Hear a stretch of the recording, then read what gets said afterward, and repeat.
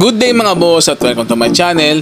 Ngayon share ko sa inyo kung ano ang pinagkaiba ng MTS at ATS at paano ito gamitin sa generator. Tara, simulan na natin.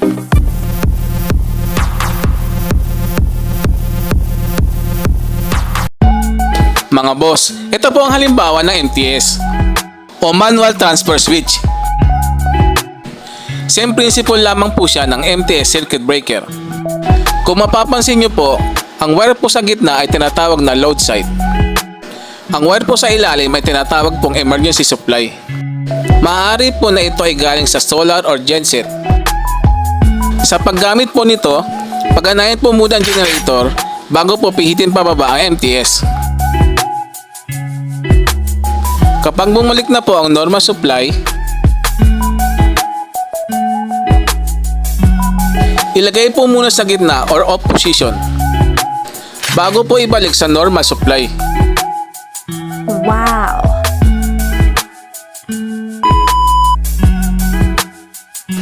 Mga boss, ito naman po ang ATS or Automatic Transfer Switch. Ito po ang madalas na ginagamit sa mga ospital, data centers at factories.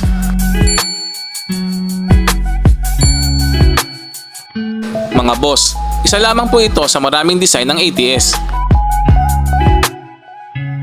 Ang wire po nito sa baba ay ang kanyang load side.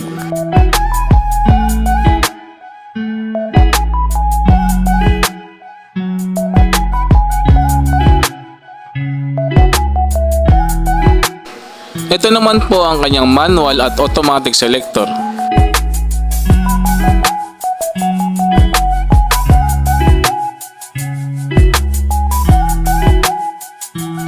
Mga boss, ang mga wire po na ito ay papunta sa digital parameter at display.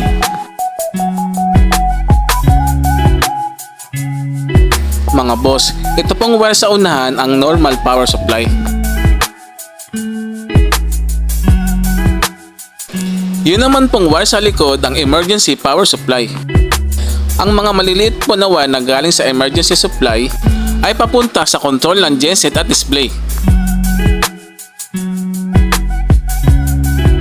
Ang wire po na ito ay nagsisilbing switch ng genset kapag nawalan po ng normal power.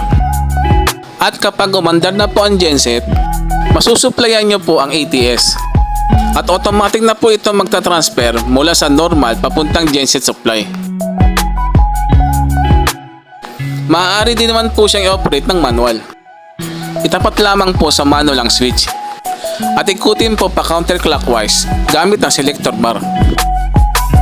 Mga boss, sa next vlog ko po, ituturo ko po sa inyo kung paano gamitin ng manual mode kapag hindi po gumana ang ATS. Mga boss, kung may katanungan po kayo regarding po sa video natin ngayon, malugod ko po yung sasagutin sa abot po ng aking makakaya. Mga boss, kung nagustuhan nyo po aking video, huwag niyo po sanang kalimutang mag-like, share, subscribe sa aking channel at pindutin ng notification bell para lagi pang updated sa aking mga bagong video. Mga boss, hanggang dito na lamang po at maraming salamat po. Boss, if you learned something on my video, make sure to like, share, and subscribe to my channel. See you on my next vlog. Thank you. Thanks for watching.